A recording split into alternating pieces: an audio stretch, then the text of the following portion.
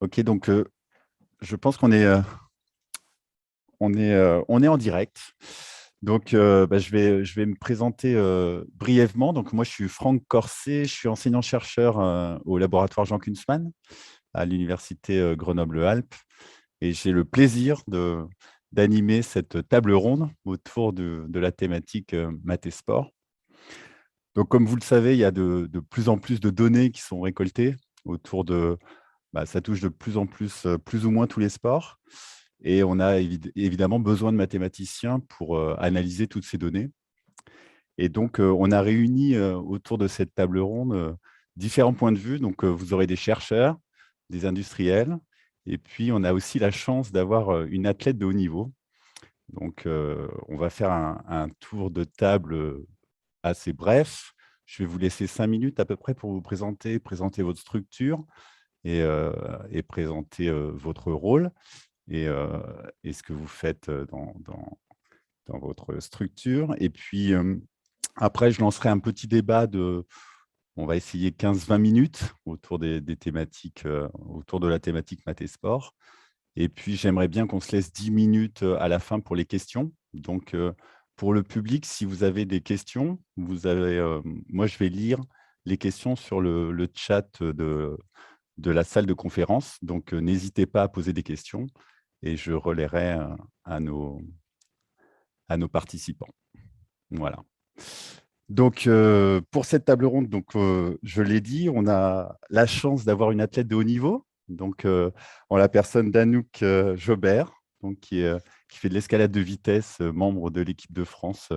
Donc, je la laisserai se présenter. On a Mélissa Museau, qui est cofondatrice de Sport Testing, donc petite start-up qui a été créée il y a un peu plus d'1 an, je crois, autour de cette thématique.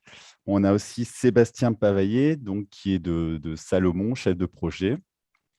Et puis enfin, 2 universitaires, ma collègue de l'UGA, Adeline Leclerc-Sanson, qui travaille aussi, on a eu la chance de travailler autour de ces thématiques aussi. Et enfin, Jean-Benoît Morin, qui est professeur au laboratoire interuniversitaire de biologie et de motricité à l'université de Saint-Étienne. Donc, je vais vous laisser 5 minutes chacun à peu près pour vous présenter.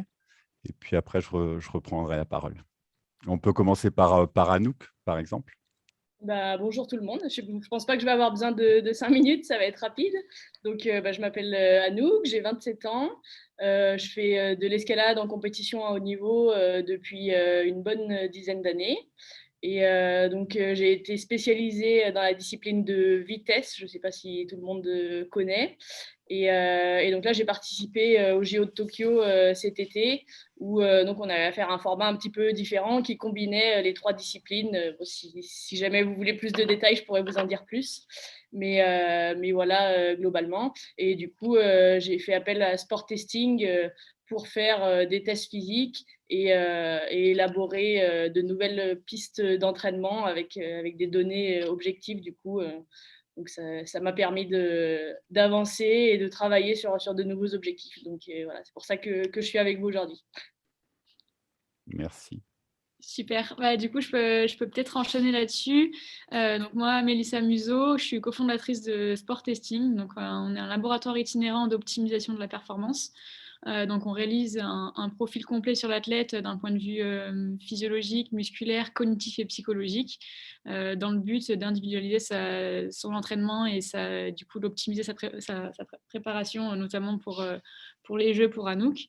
Donc, sur notre démarche, c'est qu'on se déplace au plus proche du terrain et de l'entraîneur et de ses problématiques pour aller récolter les données, les analyser et les interpréter. Donc, sur la partie analyse, on est en collaboration avec différents laboratoires, notamment le vôtre, du coup Franck et Adeline, sur lequel on a mis en place plusieurs analyses et méthodes mathématiques. Je pense qu'Adeline sera plus à même d'en discuter et d'expliquer un petit peu la partie mathématique.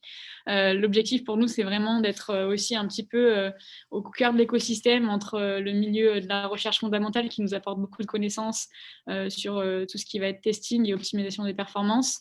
D'un côté, les athlètes et les entraîneurs sur qu'est-ce qu'ils ont besoin au quotidien et comment pour mettre en place justement un ensemble de connaissances qui leur permettent d'optimiser les performances. Et toute la partie aussi de la sport tech, de l'industrie qui nous permet d'avoir des capteurs au point de la technologie pour aller améliorer ces performances-là. Donc voilà, on est créé depuis maintenant 10 mois. On est 10 personnes dans l'entreprise et on continue de se développer principalement sur le sport de haut niveau en travaillant avec des fédérations, des sportifs de haut niveau et également des ligues au niveau régional. Voilà pour ma part. Ok, merci. Adeline, je te laisse la parole. Oui, merci Franck. Donc moi, je suis professeure de statistique à l'Université Grenoble-Alpes et je fais ma recherche au laboratoire Jean Kunstmann, qui est le laboratoire de mathématiques appliquées et informatique de Grenoble. Et donc, au sein de ce laboratoire, en fait, en plus de notre activité de recherche purement académique, on fait un certain nombre de contrats de collaboration avec des entreprises et c'est comme ça qu'on a été amené à travailler avec Mélissa et Sport Testing.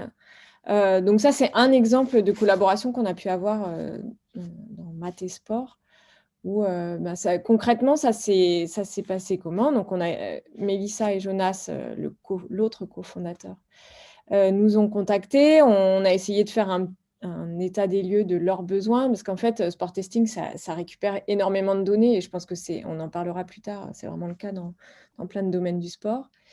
Et notre façon de fonctionner dans notre collaboration, ça a été de prendre un stagiaire de master qu'on a pris, donc il était en première année de master, c'était un élève de l'ENSAI, mais l'équivalent d'une première année de master, qu'on a pris en stage pendant 4 mois.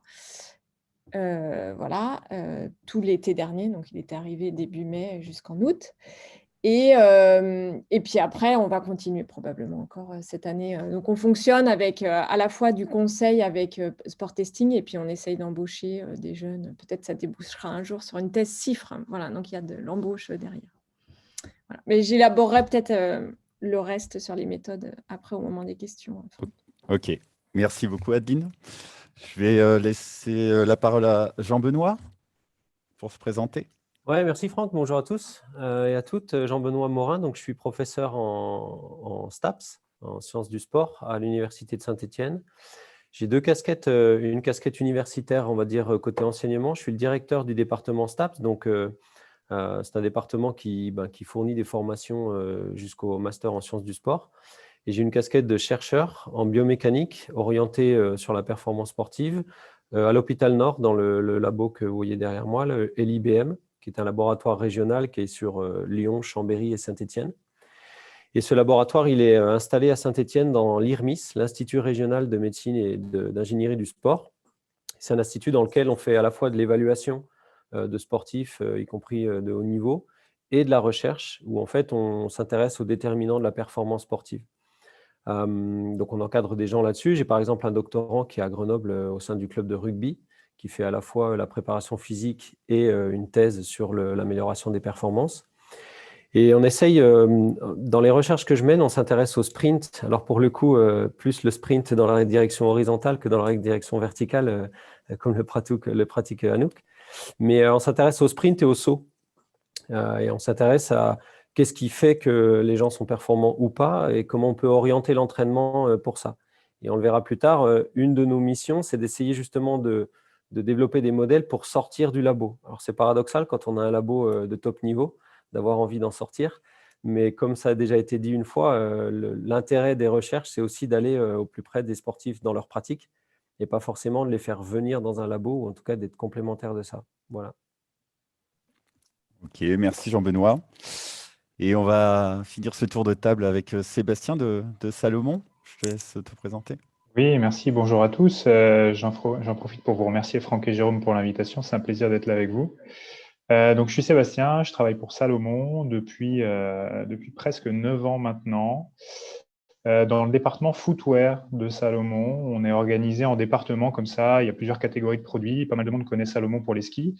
Et moi, je ne travaille pas pour les skis ou les chaussures de ski. Je travaille pour les chaussures plutôt de course à pied ou du moins pour aller faire un petit peu d'activité dehors. Course à pied, trail running, randonnée.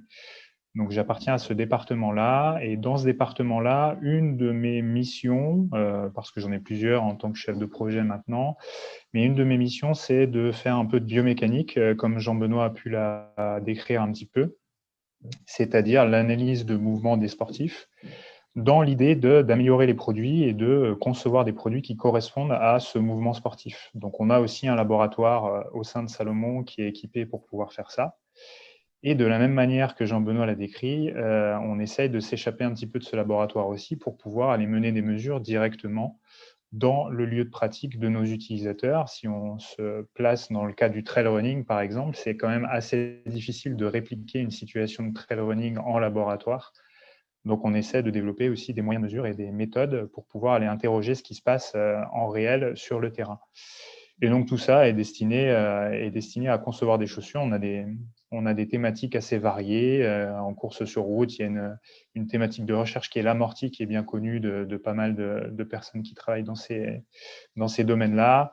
En trail running, on va travailler sur des thématiques que peuvent être la stabilité, par exemple. Donc, on essaie de quantifier un petit peu ces variables qu'on utilise tous un petit peu dans notre langage, mais pour lesquelles on n'a pas finalement de référentiel plus précis que ça. Donc, nous, notre job, c'est de mettre un référentiel un petit peu plus précis, de quantifier ça et de venir alimenter le développement des chaussures en accord avec ça. Ok, merci beaucoup, Sébastien. Je vais rebondir sur ce que vous avez dit, parce que évidemment, l'intérêt derrière, c'est quand même l'athlète. Donc, on va profiter d'avoir une athlète avant de rentrer dans les modèles et peut-être parler un peu plus technique, mathématique. J'aimerais bien me tourner vers l'athlète et lui demander comment vit l'athlète, en fait, parce que j'imagine que c'est quand même une contrainte. Parfois, ça peut être vécu comme une contrainte. Alors, je ne sais pas, soit avoir des capteurs partout pendant l'entraînement. Quel est l'intérêt aussi pour l'athlète? Est-ce qu'il est intégré dans le processus? C'est-à-dire, est-ce qu'on va lui expliquer le modèle? Est-ce qu'on va... Donc ça j'aimerais bien avoir l'avis d'Anouk. Et puis, alors c'est mon côté un peu statisticien et bayésien, mais est-ce que cet avis de l'athlète, il est pris, par exemple, dans les modèles, son ressenti, parce que les données peuvent traduire un état de forme, etc. Mais est-ce qu'on prend en compte finalement le ressenti de l'athlète dans les modèles? Voilà, donc Anouk, je te laisse répondre à toutes ces questions. Je vais essayer de rien oublier. Mais, alors du coup, pour ma part, moi j'ai toujours été très, très investie dans ma démarche d'entraînement et j'ai toujours voulu être créatrice de mes entraînements et être vraiment actrice de l'entraînement, de la progression. Moi, du coup, je ne vous ai pas dit, mais j'ai fait une licence STAPS à Grenoble et là, actuellement, je suis en école de kiné. Donc, j'ai aussi ces connaissances qui permettent de m'aider à réfléchir.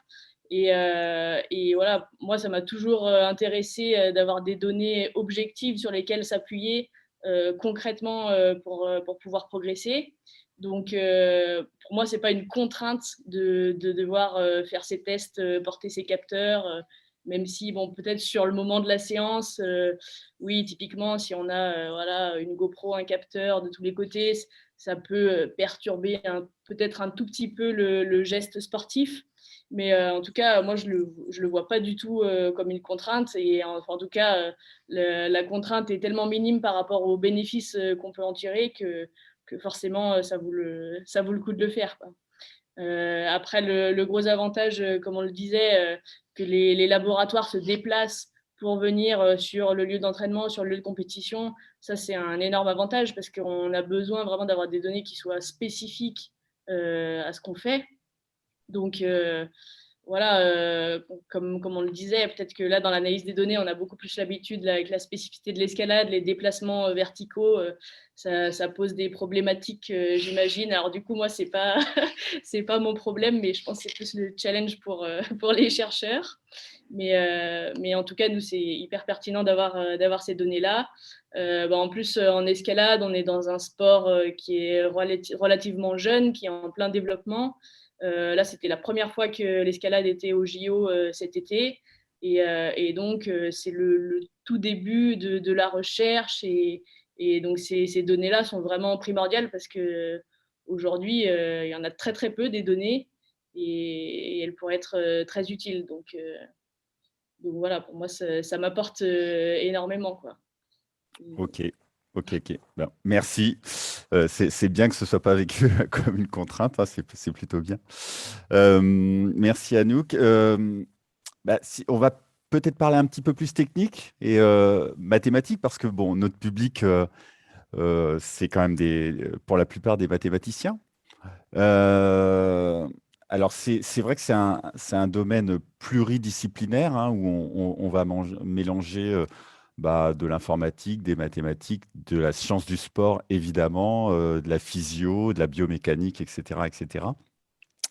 Et j'aimerais bien avoir vos retours avec vos différentes casquettes sur les méthodes actuelles utilisées, sur le genre de données qu'on peut récolter, alors pour les mathématiciens, quel domaine des mathématiques sont utilisés pour ce genre d'analyse.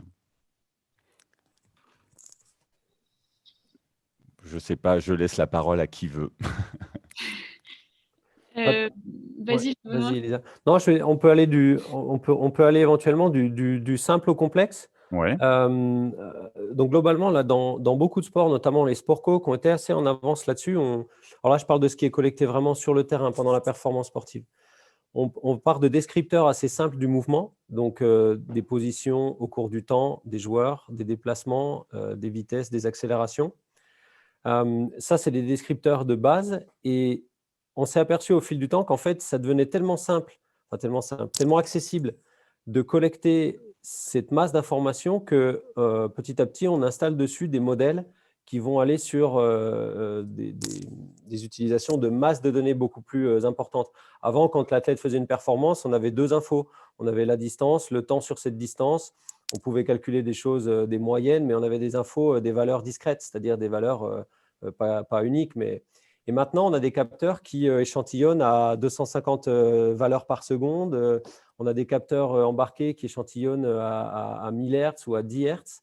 Et donc, quand un athlète fait une épreuve de ne serait-ce que 10 secondes ou 15 secondes d'effort, donc vous imaginez sur des matchs d'une heure et demie, là, on peut aller vers des mathématiques qui, moi, sont plus du tout ma spécialité, mais qui, je suppose, sont bien connues de Adeline notamment, qui vont aller vers de la digestion de grandes masses de données.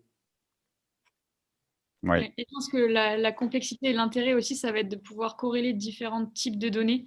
Par exemple, tu l'as évoqué juste avant, Franck, sur l'aspect vraiment aussi ressenti de l'athlète.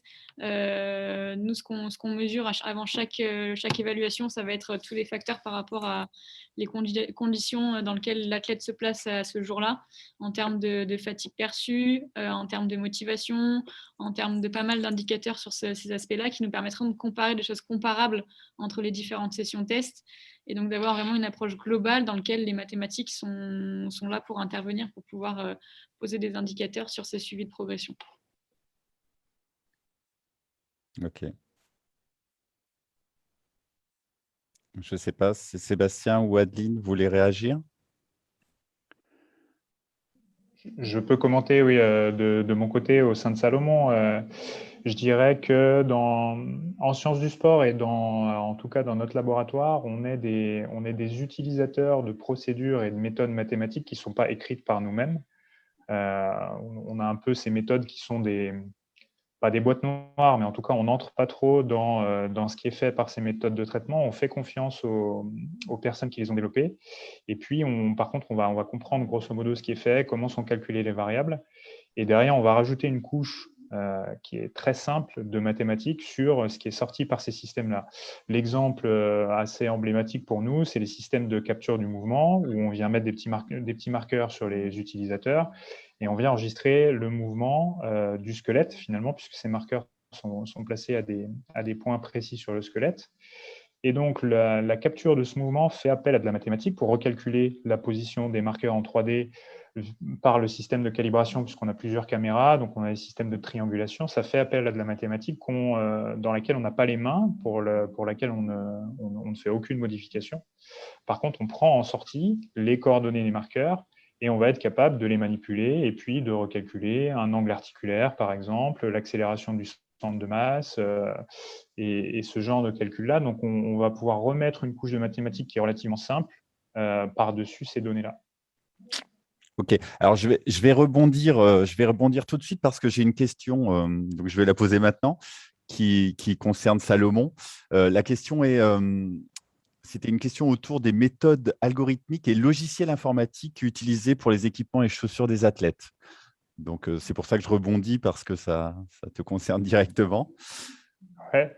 Alors, méthode algorithmique, si j'ai bien compris, vous ne rentrez pas forcément… Enfin, c'est vu comme une boîte noire. Donc, Salomon, je ne sais pas si vous avez des vues réellement sur ce qui est fait algorithmiquement. Mais sur les logiciels informatiques, peut-être… Oui, bien sûr. Le logiciel informatique, on a deux types de logiciels. On a des logiciels très spécifiques qui sont liés à nos outils de mesure. Donc, typiquement, on parlait de capture du mouvement. On a des logiciels très spécifiques pour capturer, traiter un petit peu et exporter ces données-là. Et puis, on a des logiciels qui sont un peu plus communs, qu'on va utiliser pour faire nos post-traitements et puis rajouter notre petite couche de mathématiques assez simple par-dessus. Donc, on va utiliser MATLAB, Scilab, on va utiliser du langage R, on va utiliser ce genre de technologie pour venir mettre notre couche en plus. Donc, ensuite, sur les méthodes algorithmiques, dans les logiciels qui sont propres aux outils de mesure, on n'entre pas trop dans ce qui est fait algorithmiquement pour aller venir faire une identification automatique de nos marqueurs, par exemple, comme je donnais cet exemple tout à l'heure. Il y a des méthodes algorithmiques dans lesquelles on n'entre pas. C'est prédéfini dans le logiciel et on est simplement des utilisateurs. Quand on sort les données de nos logiciels d'acquisition et qu'on va venir vouloir, par exemple, identifier et découper nos pas sur un mouvement de course à pied, par exemple. C'est un cas d'usage assez fréquent. On a plusieurs cycles de course qui s'enchaînent, on a un signal temporel comme ça, et on va venir vouloir découper ce signal pour que chacune des fenêtres corresponde à un pas, à un appui au sol. Là, on va pouvoir développer nos propres méthodes algorithmiques qui sont basées sur un traitement de ce signal-là et qui vont permettre de partitionner le signal. Donc, en fait, la réponse, c'est oui et non. On en utilise et on en développe nous-mêmes. Et puis, on a un peu ce système de boîte noire pour certains aspects aussi. Ok, merci beaucoup, Sébastien, pour la réponse. Je pense que c'était très clair.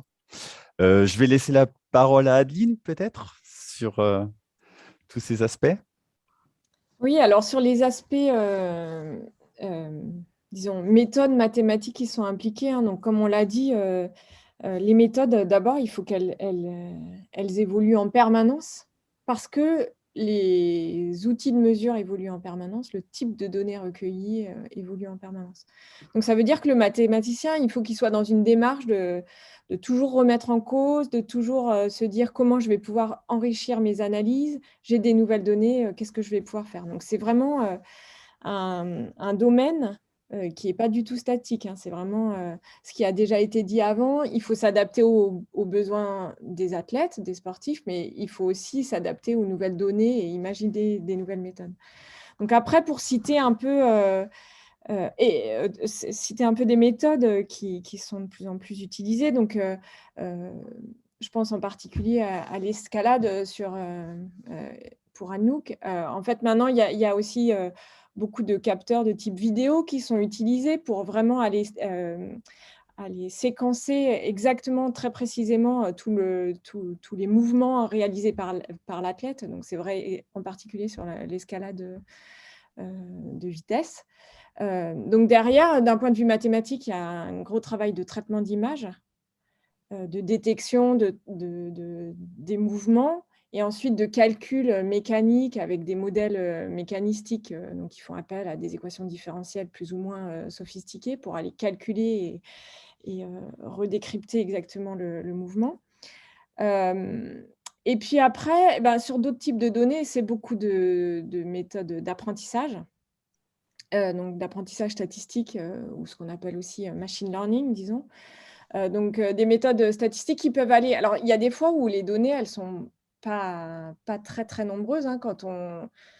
c'est pas la même chose je pense entre Salomon ou Anouk, c'est pas la même chose parce que Salomon, on est susceptible de toucher une population qui est très conséquente avec potentiellement des mesures répétées chez plusieurs individus. Dès qu'on parle de sportifs de haut niveau, c'est individuel. Enfin, un athlète va éventuellement fournir beaucoup de données, mais on parle de statistiques et d'apprentissage qu'on va faire sur un athlète et l'enjeu, c'est vraiment d'individualiser les résultats. Alors que, peut-être sur Salomon, Sébastien me complétera, mais il y a des domaines où c'est plus, il faut s'intéresser à un phénomène de population et qui convienne à une majorité. Et donc, d'un point de vue statistique, il faut aller chercher des algorithmes de classification. Donc, parmi les travaux qu'on a fait, par exemple, avec Sport Testing, il y avait des méthodes de clustering, classification supervisée, non supervisée, pour arriver à identifier des profils d'individus, des profils de performance. Il y avait aussi des méthodes qui ne sont pas… moi, que je ne rentre pas dans la partie machine learning, qui sont plus des méthodes de statistiques un peu plus classiques, disons, de détection de rupture, de rupture de fatigue, mais donc avec des données de type série temporelle et aller chercher des indicateurs, des changements de régime. Donc là, c'est des méthodes statistiques qui sont sophistiquées, en fait, où il faut rentrer un peu les mains dans le cambouis pour écrire un modèle statistique, une vraisemblance, une partie optimisation mathématique très forte. Voilà, et je voulais dire quelque chose tout à l'heure et j'ai oublié. Ça me revient.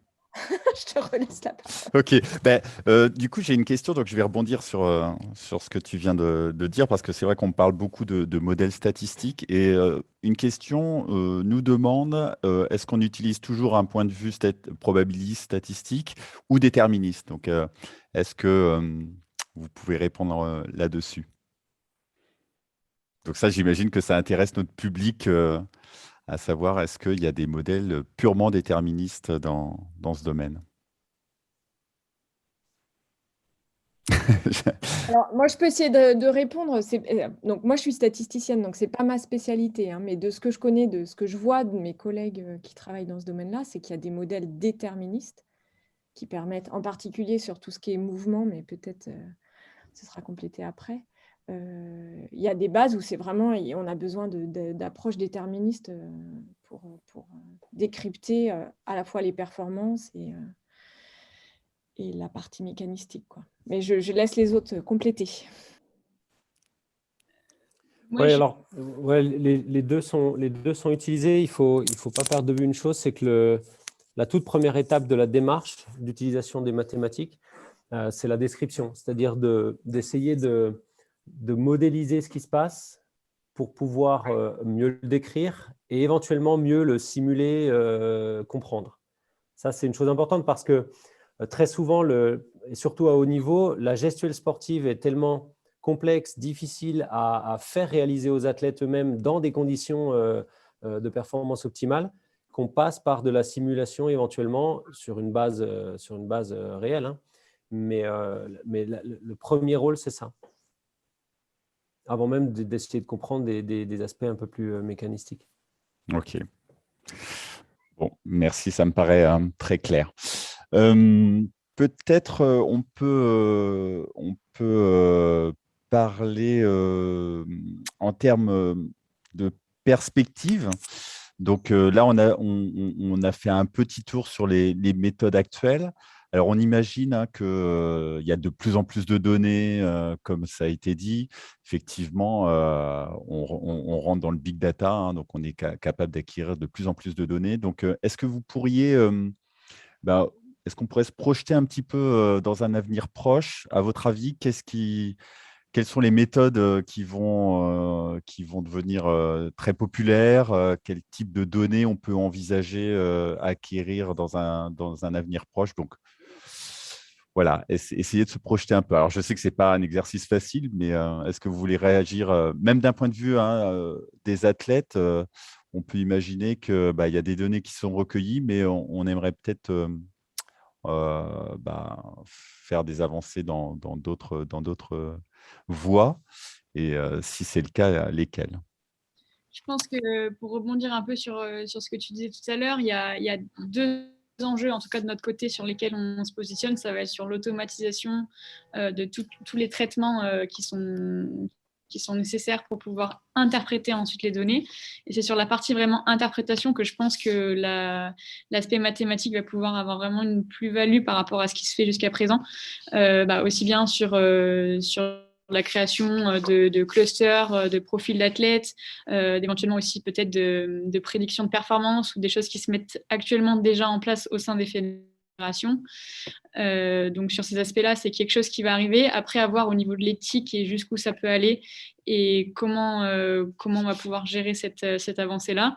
Et je pense que sur tous ces aspects de clustering et de profilage d'athlètes, ça permettra vraiment d'identifier aussi des axes d'entraînement très poussés, très individualisés et mettre en place également des indicateurs qui sont pour l'instant encore peu étudiés et qui feront le lien aussi avec notamment toutes les recherches qui ont été mises en place par les universitaires et donc arriver à rallier un petit peu tous ces éléments-là. Ok.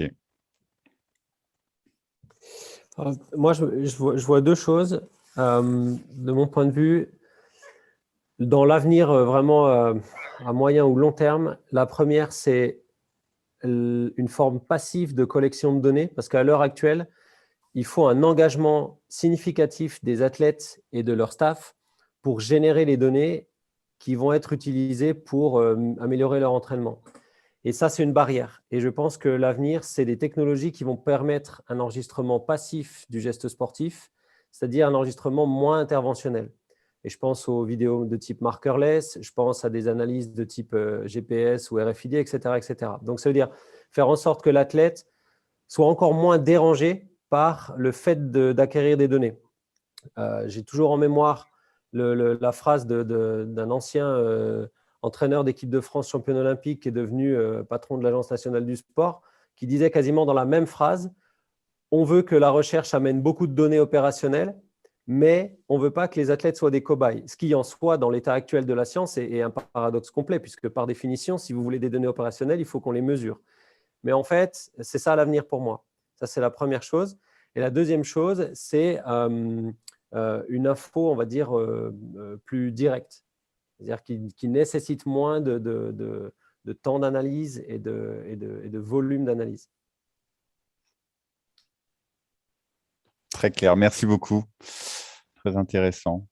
Et je pense, pour rebondir sur ce que tu dis, Jean-Benoît, sur la partie vraiment laboratoire qui ne demande plus à l'athlète du coup de passer sous la phase testing, de ce que j'ai pu voir moi, dans mes expériences à l'étranger aux États-Unis, ils sont vachement en avance sur un peu ces problématiques, notamment sur du markerless. Ils réfléchissent à carrément équiper des stades entiers de technologies vidéo qui permettent d'analyser, définir des profils voilà, les athlètes là sur toutes les publications qui sont sorties sur les profils force vitesse, on arrive déjà à mettre en place des profils force vitesse, t'en parleras sûrement mieux, sans avoir à effectuer forcément le test en lui-même. L'idée, c'est d'arriver à vraiment sortir de toutes ces contraintes et d'avoir vraiment des données qualitatives sans avoir à passer sous la phase de test. Et je pense que les nations anglo-saxons sont vachement en avance sur ces réflexions.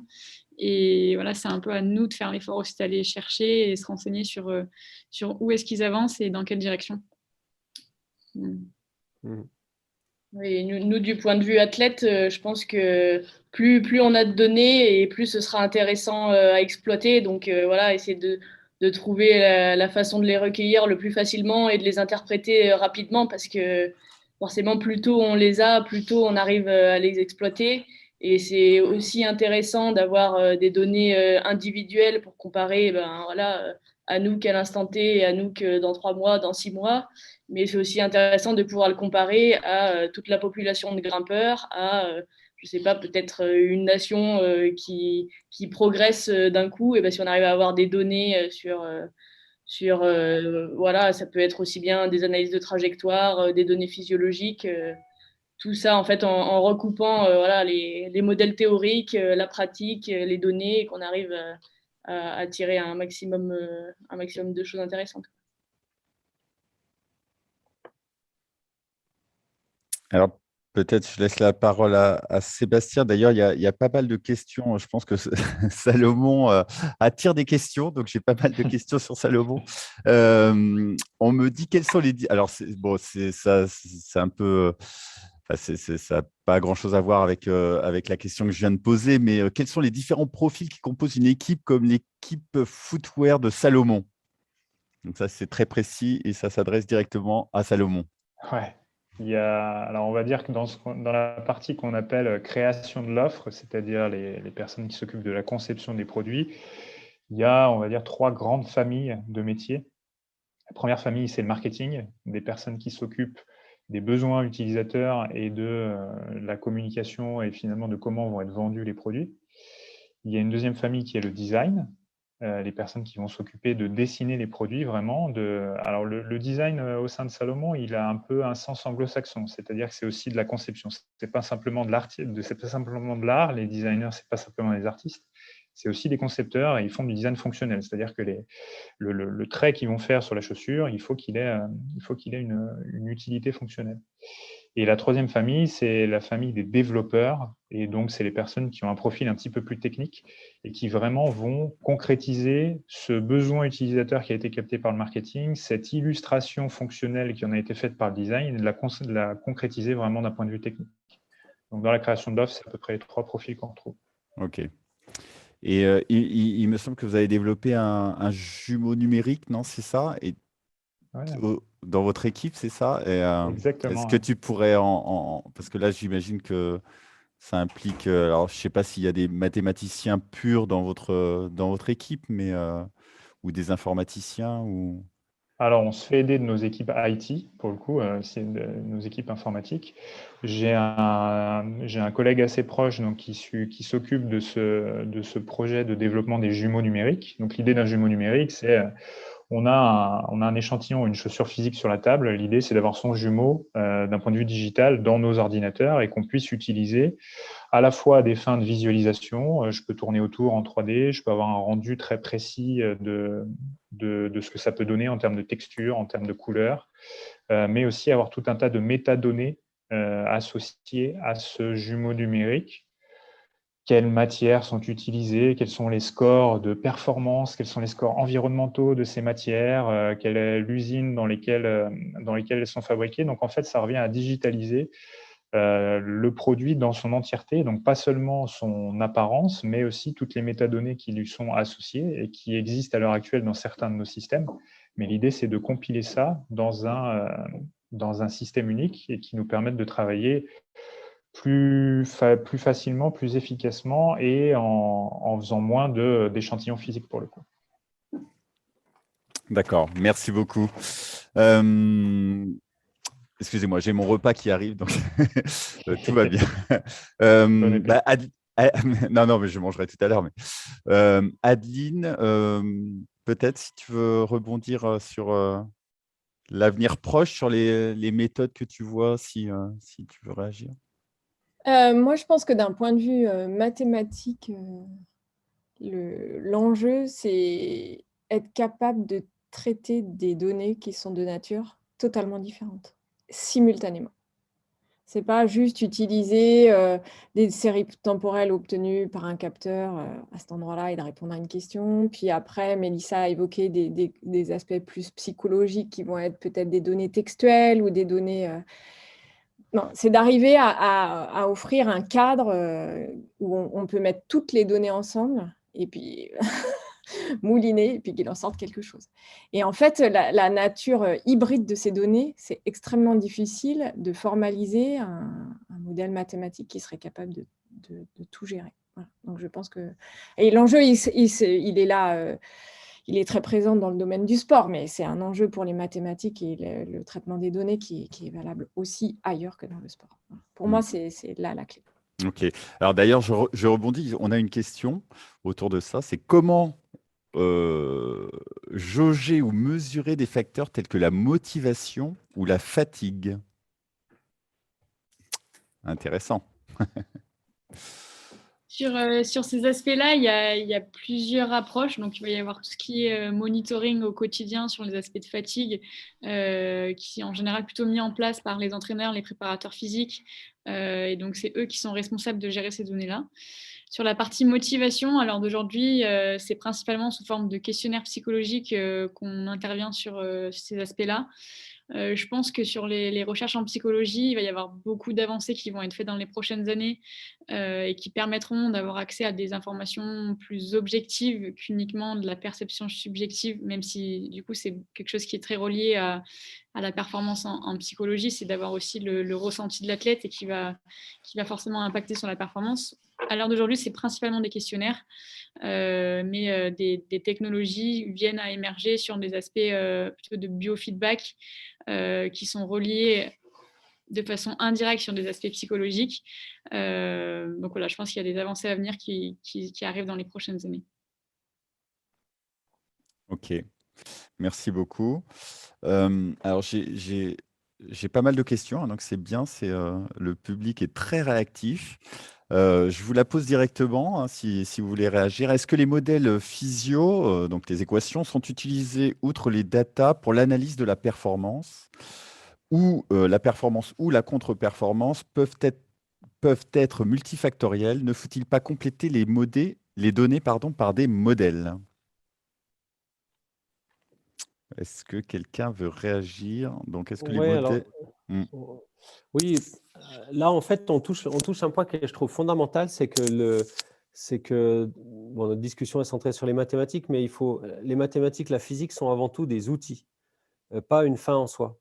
Le but du jeu, le but du jeu, c'est quand même la performance sportive. Donc, ici, bien sûr, on peut toujours compléter par des modèles, mais il faut avant tout essayer de générer des modèles qui soient le plus fiables et pertinents possible.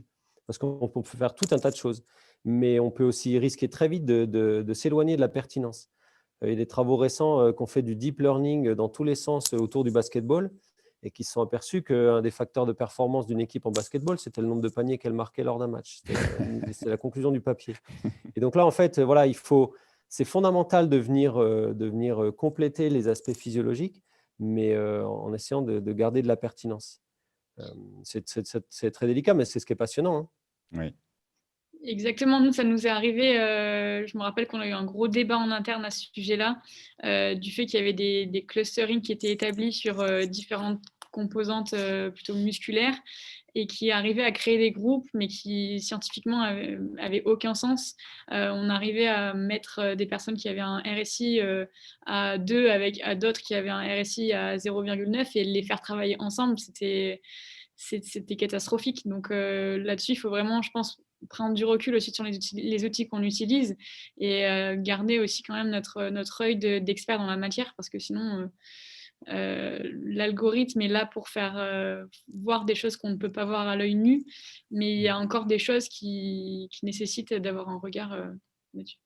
Le risque, c'est de très très bien répondre à des questions qui sont absolument pas pertinentes. Et là, voilà, d'où l'importance du dialogue entre les athlètes, le terrain et les mathématiques. Tout à fait. Je peux donner un exemple à ce sujet pour compléter. Il y a des études très sophistiquées qui utilisent des méthodes de machine learning et d'intelligence artificielle pour prédire, par exemple, l'appartenance à un profil de coureur à partir d'outils assez sophistiqués. Il faut plusieurs capteurs sur l'utilisateur pour pouvoir prédire son appartenance à un profil de coureur. Simplement, ce qu'on cherche à faire, c'est à prédire l'appartenance à un profil de coureur à partir de données plus simples que ça. Si je me place dans le cas de l'industriel qui vend des chaussures, mais si on a un client qui arrive dans un magasin et que pour prédire son appartenance à un profil de coureur, j'ai besoin de l'équiper de 5 capteurs et de le faire courir dans des conditions standards, ça ne m'intéresse pas. Moi, ce que je veux, c'est qu'il arrive, que je fasse 2-3 petits tests très simples où je lui pose 3 questions et que mon modèle soit tout de même pertinent pour prédire l'appartenance à ce profil de coureur. Donc, ça revient à quelle est la philosophie et quelle est la question à laquelle on veut répondre. Et le cas d'usage réel, c'est bien de là que ça part. Et on est bien dans le moyen et pas dans la fin. Tout à fait. Merci pour cette réaction. Adeline, tu veux peut-être réagir? Non, mais je n'ai pas grand-chose Ok, à compléter. ok. En tant que mathématicienne, enfin, le message, ce qu'on se dit tout le temps, c'est que tout modèle mathématique est faux. Quand même, on est toujours faux. Et si en plus on perd de vue la question à laquelle on veut répondre, on a vraiment tout faux. Donc, il faut être vraiment très prudent en tant que mathématicien et être toujours dans le dialogue. Voilà, c'est juste ça, mais c'est ce qui a déjà été dit. Mm. Ok, je vous propose, là il nous reste en gros 10 minutes, donc on aura peut-être encore des questions. Je vous propose peut-être d'axer la fin de cette table ronde sur les emplois. Alors, comment dire, il y a le côté universitaire, donc peut-être les profils qu'on recherche dans les labos, les thèses proposées, quels sont les domaines qui sont finalement très demandeuses, très demandeurs. Et puis pour les entreprises, telles que Salomon ou Sport Testing, pareil, hein, quel profil de mathématicien on peut aller rechercher, etc. Est-ce qu'on recherche plutôt des profils pluridisciplinaires, sciences du sport, maths ou maths info ou info sciences du sport, etc. etc. Je vous laisse, c'est une question un peu vague, hein, mais je ne sais pas si vous avez réellement une vue sur tout ça dans les années à venir, mais ça peut intéresser notre public, je pense. Ouais, nous, on a clairement une vision sur l'intérêt que ça peut avoir, étant donné qu'on a eu l'occasion d'avoir un stagiaire sur ces problématiques-là. On n'a pas tellement besoin de personnes qui sont dans l'aspect sciences du sport où c'est pas vraiment le plus gros enjeu pour nous. Nous, on a besoin plutôt de profils mathématiques qui vont nous permettre d'aller beaucoup plus loin dans l'analyse qu'on propose, notamment sur des problématiques qu'on a évoquées juste avant, de clustering, de détection, automatisation de tous les processus d'analyse qu'on met en place. Et aussi la capacité d'arriver facilement à jongler d'un projet à l'autre. Ça, c'est plutôt des compétences pas tellement techniques, mais plus les soft skills sur l'aspect d'être vraiment polyvalent et apte à changer un peu de problématiques dans l'univers de la startup. C'est vraiment quelque chose qui est central. Un coup, il faut travailler sur les données cognitives, un coup sur les données physiologiques, un coup, il faut tous les mélanger ensemble pour déterminer des profils. Donc voilà, c'est plus aussi l'intérêt pour le sport qui est forcément aussi un aspect important.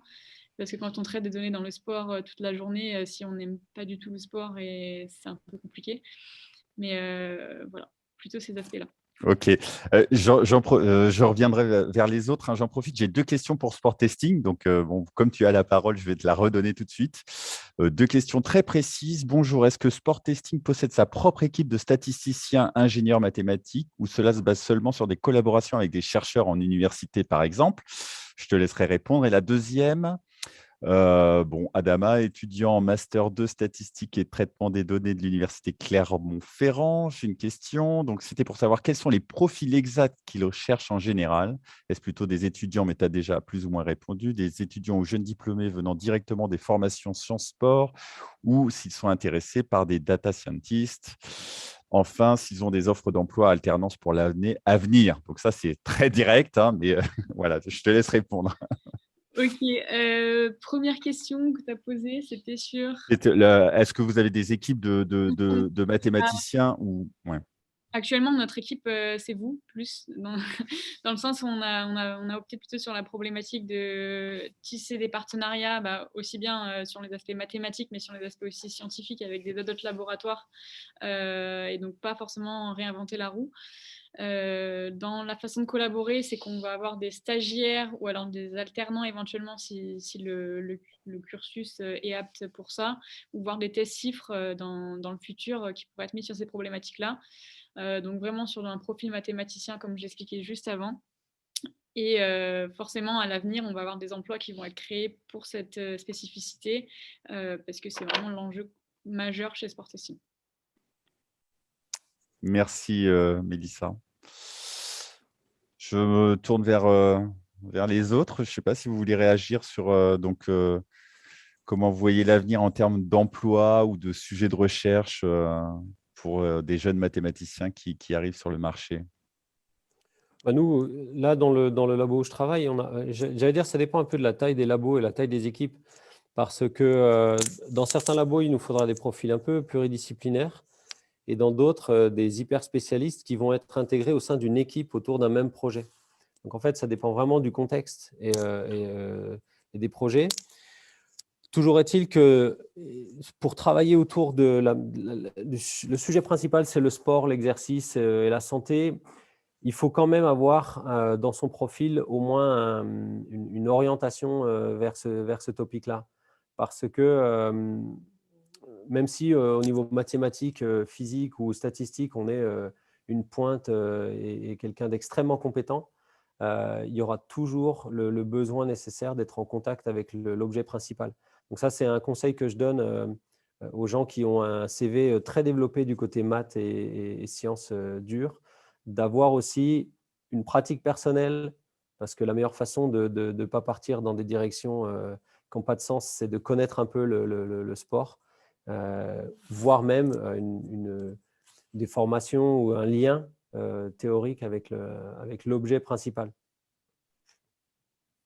Ok, merci. Moi, ça me parle beaucoup, hein, mais ce que tu dis là, parce que je m'intéresse à ça, parce que je pratique aussi, et c'est vrai que je pense que c'est important pour ne pas partir dans n'importe quelle direction de connaître le domaine sur lequel on va appliquer les mathématiques, je suis d'accord.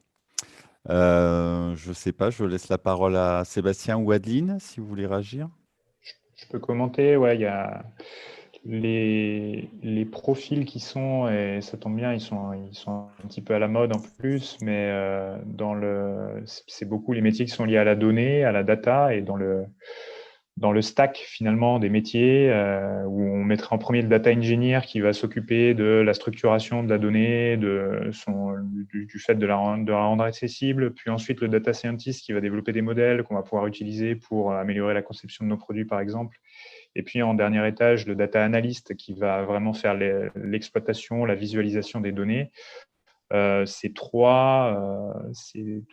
full stack là, ces trois métiers, ces trois fonctions sont intéressantes pour une industrie comme la nôtre. Et typiquement, du côté plutôt data engineer, structuration des bases de données, c'est un sujet qui est très actuel pour nous, puisque dans les 10 dernières années, il y a eu un certain nombre d'études scientifiques qui ont été menées, une certaine quantité de données qui a été acquise. Et puis, on se rend compte aujourd'hui que quand on veut récupérer les données de la manip Intel en 2014, c'est pas si facile que ça d'aller récupérer les résultats avec les bons champs. Est-ce que les données ont bien été formatées? Qu'est-ce qu'a voulu dire la personne qui a travaillé dessus? Et donc, on se pose un petit peu ces questions de comment on fait pour structurer ça de manière intelligente, pour qu'on puisse aller faire des requêtes sur ces bases de données quand on a besoin d'aller chercher des informations, quand on a besoin de faire des retraitements. Donc ça, c'est un exemple de cette partie-là, mais en tout cas, les trois fonctions, les trois métiers sont intéressantes. J'ai des projets actuellement avec un stagiaire data scientist analyst qui vise à développer des modèles prédictifs sur certains aspects des chaussures. Donc, ces métiers-là, ces fonctions-là, du moins, sont intéressantes, y compris dans la conception des produits, pour pouvoir apporter plus d'agilité et plus de rapidité finalement dans notre process de développement de produits. Ok, merci Sébastien. Je rebondis parce que j'ai une question directe pour Salomon. Dans quelle mesure, pour travailler dans les pôles R&D data science, par exemple de Salomon, faut-il avoir une thèse ou alors un master 2 suffit ou... Alors, le diplôme, et ça rejoint ce qu'on disait tout à l'heure, c'est le moyen et c'est pas la fin, hein. L'idée, c'est vaut mieux avoir une tête bien faite que être bardé de diplômes et puis être complètement déconnecté des problématiques. Donc, il n'y a pas de prérequis particulier. Alors, c'est mon opinion personnelle, mais je pense que le fait d'être dans la démarche de faire un doctorat ou d'avoir obtenu une thèse ou d'être dans cette démarche-là, ça témoigne toujours de l'état d'esprit, de vouloir creuser un sujet, de se mettre dans la démarche de gérer un projet conséquent. Donc, généralement, c'est quelque chose qui a de la valeur quand on étudie des profils et des candidatures. Ouais. Après, ce n'est pas un prérequis non plus. Vraiment, encore une fois, l'idée, c'est vraiment de se dire comment on est capable de bien capter le contexte de l'entreprise dans laquelle on évolue, des projets dans lesquels on évolue, pour poser les bonnes questions et apporter des réponses à une question bien posée. Tout à fait. D'ailleurs, vous proposez des tests chiffres chez Salomon, ça vous arrive vous avez déjà fait? Ouais, alors je suis bien placé pour en parler parce que moi-même, j'ai fait une Ok. thèse chiffre avec Salomon. Donc, c'est Ok. des choses qui arrivent, en effet. C'est des choses qui arrivent, en effet. C'est un petit peu plus compliqué à défendre ces derniers temps. Les décisionnaires sont un petit peu plus frileux à s'engager dans des projets de 3 ans comme ça. Mais c'est des choses qui sont discutables, en tout cas. Ok. Merci beaucoup. Adeline, peut-être tu veux réagir sur cette question en termes de sujet, emploi? Oui, alors nous, moi je suis responsable d'un master de statistique et sciences des données. Et donc dans les offres d'emploi que je vois passer, je pense qu'il y a des offres d'emploi à la fois au niveau master et au niveau doctorat. C'est mon ressenti, hein, j'ai pas fait de stats précises, mais et après, enfin, pour reprendre encore une fois, pour insister sur ce qui a déjà été dit, je pense que la façon de se présenter et de s'investir dans un domaine, spécialement dans le domaine du sport, à mon avis, qui est quand même un domaine de passion. Les gens, ils y vont par passion. Et donc, le mathématicien, s'il veut y aller, il faut aussi qu'il y aille par passion du sport, quoi. Encore plus que probablement dans d'autres domaines où le mathématicien peut aller travailler, quoi. Donc, il y a les diplômes, et moi, je vois vraiment des offres d'emploi aux différents niveaux, master et doctorat. Et puis après, il y a la passion. Voilà. Merci Adeline. Alors je regarde, on va arriver vers la fin. J'ai une question. Reste-t-il des métiers dans ce secteur qui ne touchent pas réellement aux données avec des outils de modélisation déterministes exclusivement? Donc, voilà. Bon, qui veut réagir là-dessus? Donc, si j'ai bien compris, c'est que sur des modèles. Alors, je peux commenter. On a en interne la compétence et la capacité de faire tourner des modèles numériques déterministes d'une jambe numérique, par exemple, qui court dans Abacus. Simplement, elle est tout de même alimentée par des données, cette jambe, et des données expérimentales. Donc, ça me paraît tout de même un petit peu difficile de se passer de données, et notamment de données expérimentales dans nos métiers, et de simplement faire appel aux lois de la physique pure et de la loi de la chute loi des chutes des corps ou de la statique et de la dynamique. Mais en tout cas, on utilise ce genre de modèle un peu déterministe. Ok. Merci Sébastien. Je ne sais pas si vous voulez conclure ou si vous avez quelque chose à ajouter, n'hésitez pas. Je ne sais pas. En tout cas, j'étais vraiment ravi de vous réunir. Je pense qu'on a eu une table ronde très intéressante avec des profils très variés. Donc ça, je vous remercie encore 1000 fois de votre participation. Et puis, bien, j'espère qu'on aura l'occasion de refaire ça, peut-être dans un autre cadre, mais j'ai trouvé l'expérience très enrichissante. Donc, merci encore à tous et à toutes. Merci. Merci. Merci à vous. Merci, vous Merci. tous. Au revoir. Bonne journée.